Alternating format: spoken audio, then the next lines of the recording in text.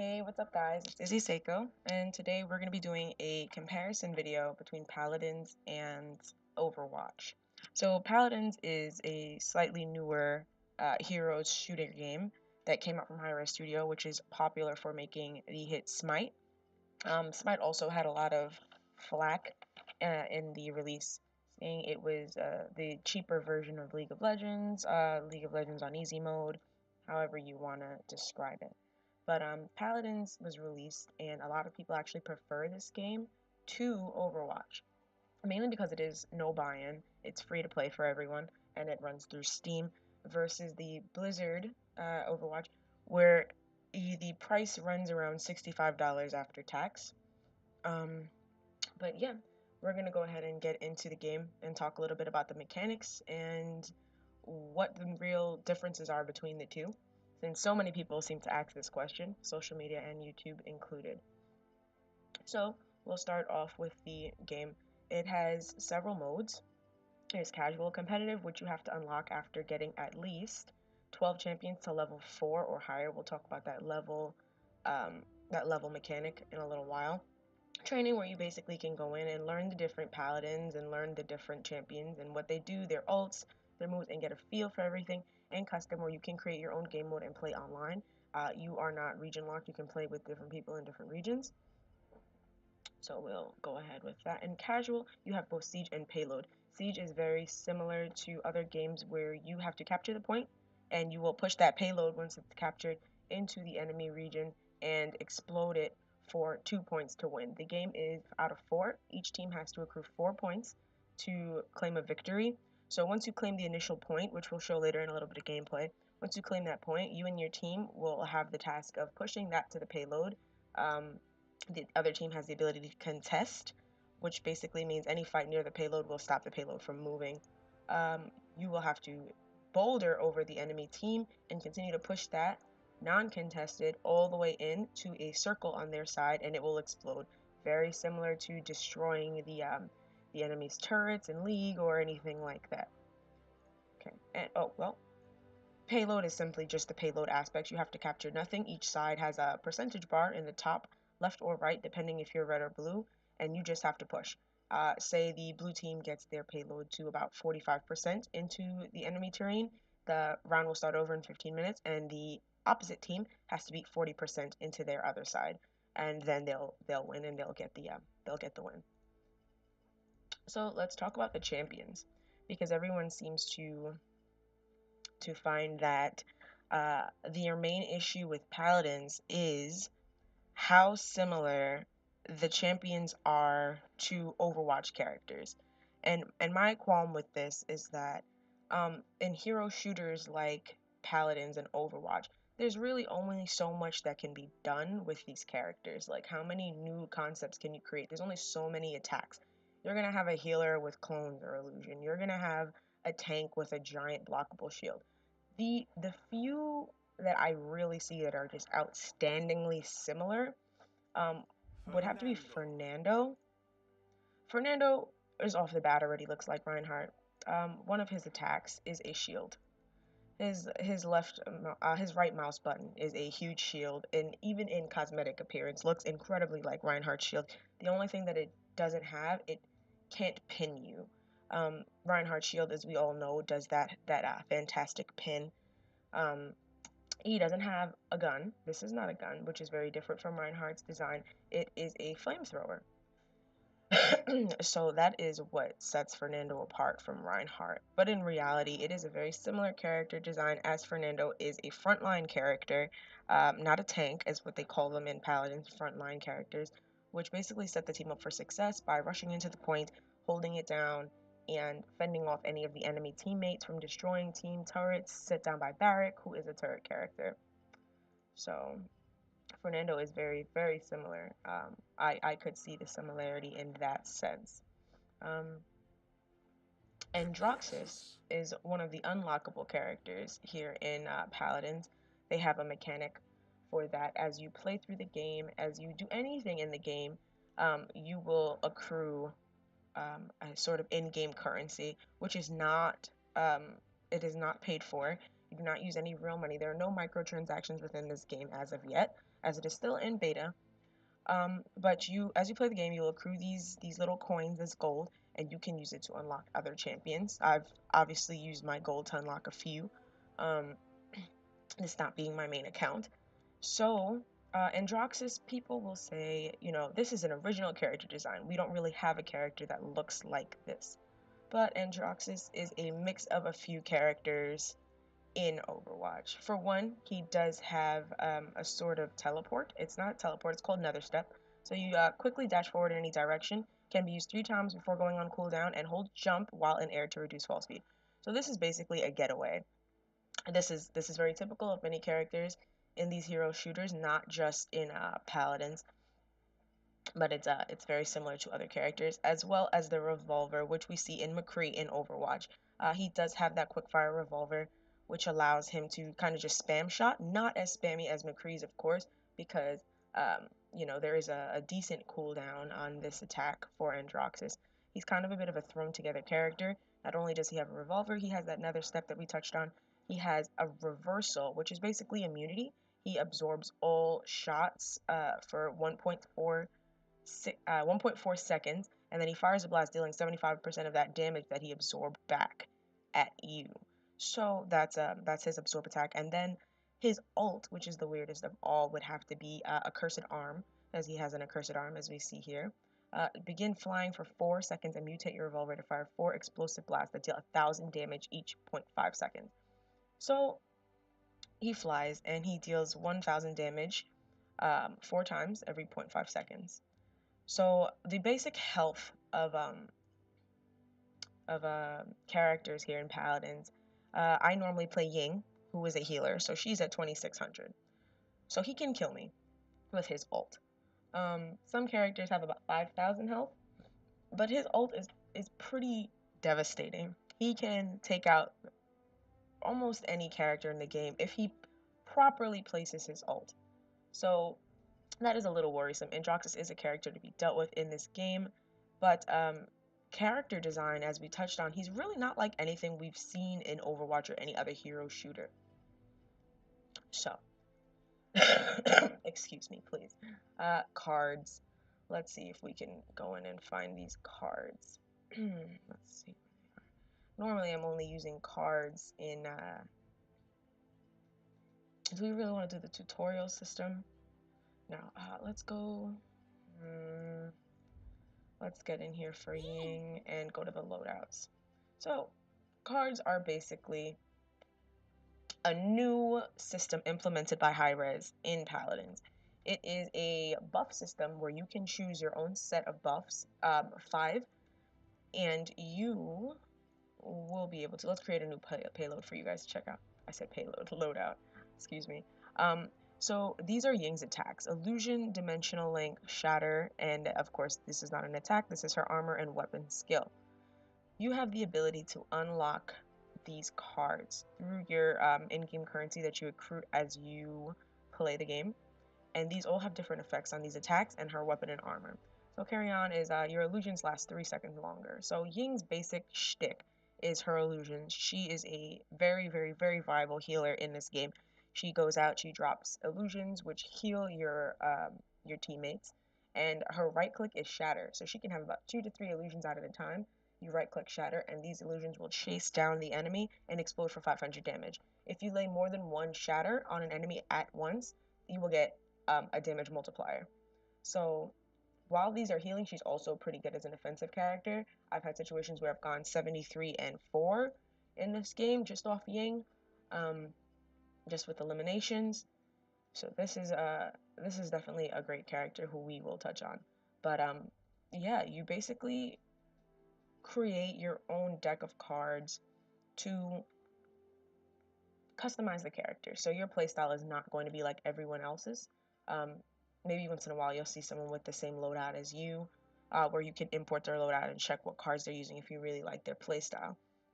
So I normally will go for Squadron, and then you can level up these cards. You have a total of 12 points, so you can level them up as to how much they really do for you. So you can increase your health of your illusions by at least 400, but these other 4 points here will, take a hit.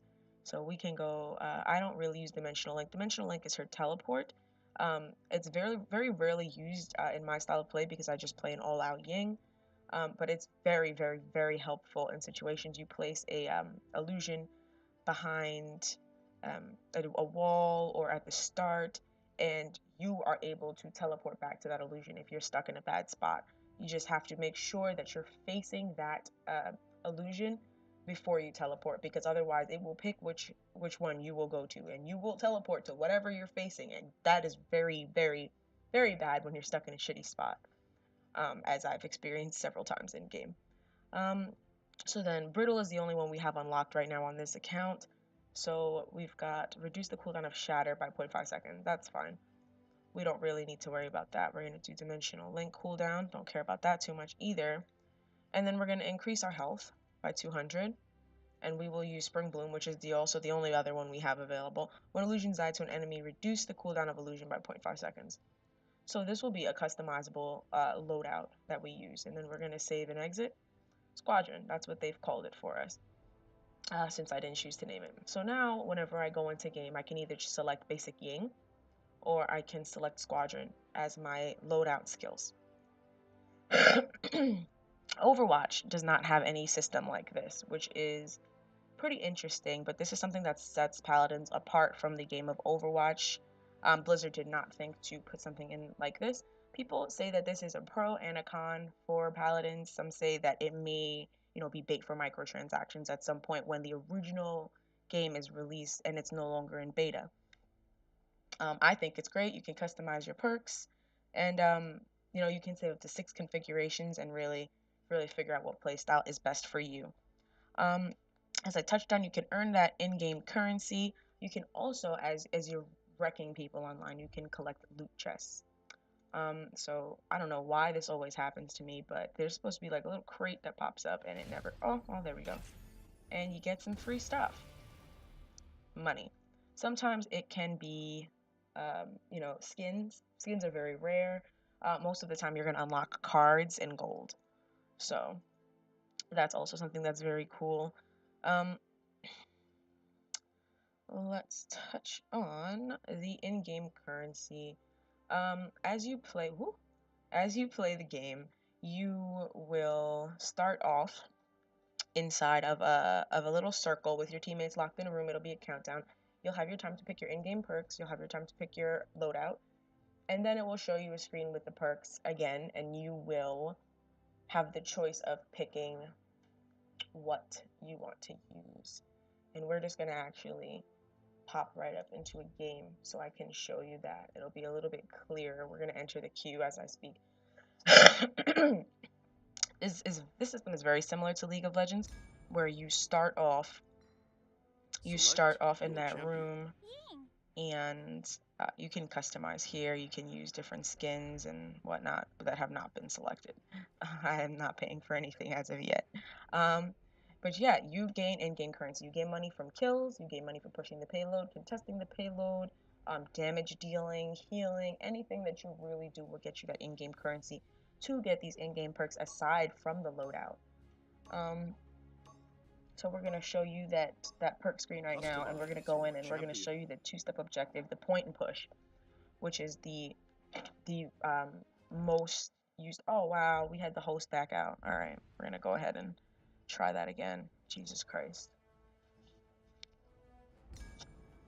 Lord have his mercy. So this could be a downside to playing the game. You're always going to be stuck here trying to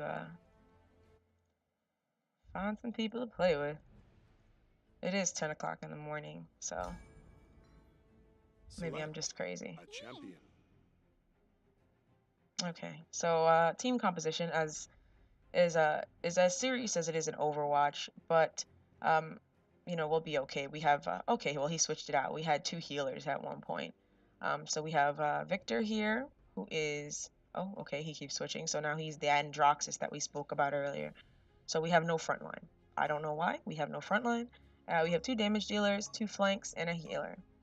A support, as we call it. Excuse me. Feeling a little under the weather as I record. Okay, so we're here at Jaguar Falls, which is one of the easier maps to check out. And I'm hoping that running OBS with this is not going to completely screw me over, as this is going to be my first gameplay video. Okay, so this is Ying. We're going to use that loadout. Okay, and I had to purchase items. This is your item shop. These are the credits that you start off with in the game, and you're going to go either defense, utility, healing, or offense. So normally with Ying, I always go Chronos, because it reduces my abilities, my cooldown abilities by 10% every time. So I start off with Chronos, and then I'll go Haven, but I will max out Chronos because it's so important to spam her, her illusion. And there she goes, my little Ying baby, and this is Shatter. And then we have our little dimensional link. And there I was, and there I am. 5, 4. Alright, so let's start this guy up. 2, 1. Okay, so as you see, everyone's here rushing to the point that we have to capture. And I just like to get off my horse a little early. You start in on mounts, but I just like to get off a little early because I am support, and I don't want to be, you know, floating around randomly. So we're going to go ahead and send our clone in. And just, oh, the other team has a Ying also, so this could be fun. Alright, so we cleared out that point. And we're going to go in and heal everyone. As you see, we're getting that in-game currency for controlling the point. We're getting 4. It's nothing major, but it is going to help us at our next death. And we are going to go in and raise Chronos again if we can get enough of that. Okay, so we have their healer coming in heavy. Gonna take him out early. And this is Barrack. Barrack is a frontline character who's very, very viable. He has these turrets that he sets up. They're very mobile. Okay, the other Ying came in and shattered me for 500 damage, so there was nothing we could really do about that. But Barrack is very viable. He has turrets. He has his shield, also very similar to Fernando that we spoke about, except Barrack's shield is not mobile. Barrack's shield is a set down and kind of sit and stay. Alright, so they're pretty much taking that point back from us. We're taking some heavy fire. We're going into overtime to try to defend that point. Shucks. And we lost that objective. So now the second part is the push. So this, okay, I was getting fired on. I was trying to figure out what the hell's going on. This is the most tense part of the game. This is where everyone's gonna be messing around to try to get, to try to get that point in, so they can go 2-4 instead of the 1. Their healer's doing a pretty great job, I gotta say. I really do. This is frustrating. Alright, so I'm gonna use my ult, which is a universal heal. Everyone on my team will get a... Okay, that Ying is just... Everyone's just gonna get a heal. I'm getting wrecked. Oh, my team died. That's why I'm pretty much out here by myself. I got one guy with me. Okay. Well, yeah, I have an ult. My E is a universal heal. And everyone gets healed for 400 every second. Okay, they're about to get that point in. So, they're doing a really... Let's take out their healer there. And defense failed, so that means they got their point in. So as you see, they are 2 up. Alright, so we're gonna go ahead back to that item. We don't have enough for Chronos 2, so we're gonna go Haven. We're gonna go Haven for 300. Ha, Haven for 300, Alex. But yeah, this is the basic mechanic of the game. Like, you know, you don't really... Point spawning in 15 seconds. Well, when I play Ying, at least, I don't really worry about what my teammates are... How my teammates are playing, I should say. I kind of just... She's kind of a little bit of a dead character. Brain dead in a sense. You just kind of spam your illusions and shoot things. She has one... Other than Shatter, she has one attack that actually deals damage, which is just her left click. So if you, as you hear me play, you're just hearing, like, clicking. That's just because I'm spamming that left click button. barrack. It's just really frustrating where I can't find my team, and I'm just like, where is everyone? What are you doing? Please help. Okay, well, there we go. Got spotted by this Gronk, who is just coming down for me. This Gronk really is not feeling me. Alright, cool. So we got him out of the way. So 62 to 63. We're going to get back on point really quickly. Just take these guys out as fast as we can. Just get this point. Even up the score. Okay, so we're good. We took that point. So this is us pushing the payload. This is basically what's going on right now. So this is the point and push system that I talked about. I believe Overwatch has a point system where you just capture the points. A, B, and C, and you're just capturing. We're going to go in with our ult. This I find is a little bit more fun because not only are you capturing that point, you're also just trying to push it in with your team. It creates more of an element of teamwork. I feel like it's more exciting. Oh shit, I was adjusting my mic and we got a little crazy. It creates more of an element of teamwork. One of the downsides I feel of playing this game is that there is no voice chat yet, really. Not everyone who plays this game uses Curse Chat. I don't believe Curse Chat has picked this up yet. Last I heard, this game was not supported by Curse. Of course, you can use things like Discord, you can use things like, IRC, but, it's just not.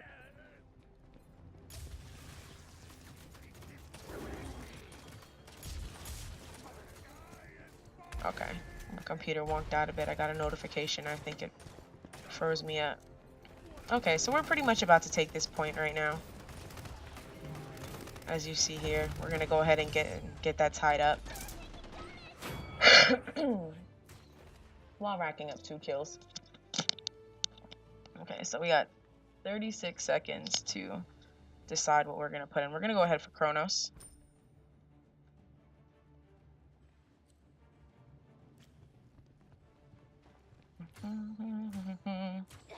But yeah, back to the main issue. I feel like this game has a very Unreal Tournament kind of feel. If anyone's played Unreal Tournament for PC way back in the day, before the Unreal technology came out, the engine. I just discovered it through the demo and kept playing the demo over and over again with the flat cannon and bio gun and all these things. It has a very Unreal Tournament feel to me. It's very smooth playing. I feel like the graphics may not be the best and it may not be for everyone per se, but we also have to remember that this is coming from Hi-Rez. So, they do not have as much money as Blizzard. They did not have the huge success of World of Warcraft to bank off of to create other games. So we do have to remember that this is a lower budget game, but it can still offer the same amount of fun that games like Overwatch do offer. I feel like the fact that this is even a viable option for people who play Overwatch to log off and then go play Paladins is a testament to the amount of work that Hi-Rez put into this game, as well as Smite. As people say, it's easy mode, it's this, it's that. Oh, they just ripped off of like League of Legends. I mean, there are certainly things that are very I'm talking to you and I'm getting beefed. I feel like there are things that are very similar, but in this realm of gaming, how many different concepts can you really create for games that are so similar? How many different engines? All right, so we went ahead and took that 3rd point. I think we're gonna push it in for game right now, hopefully, so we can get back to talking about the main issue at hand here. I'm just very terrible at playing games and speaking at the same time. It's quite an acquired skill I don't have yet. Okay, we went in with that Shatter. As you saw, Shatter took out that barrack. We're gonna go ahead and take out this Victor here. Going for the kill. Hopefully they're still pushing that payload. Alright, I believe in my team. Let's take out this Ying clone before she can shatter it, because that's really not a great feeling to get shattered on right in endgame. Alright, so this Barrack is camping out here with his Victor. Let's go in and shatter him. And we miss. That's fine. Not a big deal. Take out this Barrack. Okay. Getting targeted here by this Victor. No biggie. Oh no, Ying, baby girl. I'm sorry. Up. And we got that victory. So now they implemented after the last patch. You get a kill cam. Best top player kill cam. So that was our Cassie. Our baby girl Cassie. Let's see what her top kill was. Let's see. Cassie's a very strong archer, and she has these little weird buffs. Something else that Overwatch doesn't have. They'll have you do an action, and after you do that action, your next attack will have a multiplier. So if Cassie has her role by support. This is team wide actually. This is between red and blue team. Whoever was the best. But Cassie has her role. So if she does a tech roll, and her next shot gains damage. I think it's a 20% damage modifier. But yeah, as you see, we got one of those chests. We get some money, some in-game currency, and our player level has increased as well as our mastery of that character. So this just basically shows people, hey, this is my main. This is how good I am with them. So you know. So we went 34-2 in that game versus 9-4 with our sniper, 40-1 with our Cassie, as we saw in that highlight reel, 39-2 with our flank Sky, and 11-6 with our Androxus. And their team just went.